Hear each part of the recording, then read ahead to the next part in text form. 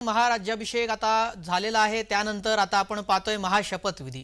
कारण नागपूरमध्ये सर्व आमदार पोहोचलेले आहेत आणि आता देवेंद्र फडणवीस देखील पोहोचतील। नागपुरात मंत्र्यांचा शपथविधी होणार आहे, त्यासाठी आता नागपुरात हालचालींना वेग आलेला आहे। दुपारी 3 वाजता राजभवनामध्ये शपथविधी होणार आहे। 33 वर्षांनंतर आपण पाहतोय नागपुरात आता हा मंत्र्यांचा शपथविधी होतोय। याआधी जेव्हा शिवसेनेचं सरकार होतं त्यावेळेला झाला होता शपथविधी नागपूरमध्ये, त्यानंतर आता पुन्हा 33 वर्षांनंतर नागपूरमध्ये हा मंत्र्यांचा शपथविधी होतोय। दुपारी 3 वाजता नागपुराच्या राजभवन इथं शपथविधी होणार आहे आणि आता संभाव्य मंत्र्यांना फोन देखील जायला सुरुवात झाली आहे। नागपुरातील शपथविधीचा इतिहास काय त्यावर एक नजर टाकूया। 1991 ला भुजबळांसह 6 जणांनी इथं शपथ घेतली होती।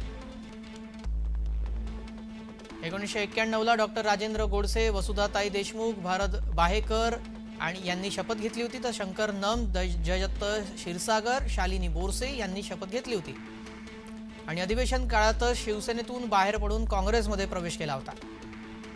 काँग्रेसमध्ये येताच भुजबळांना मंत्रिपद मिळालं।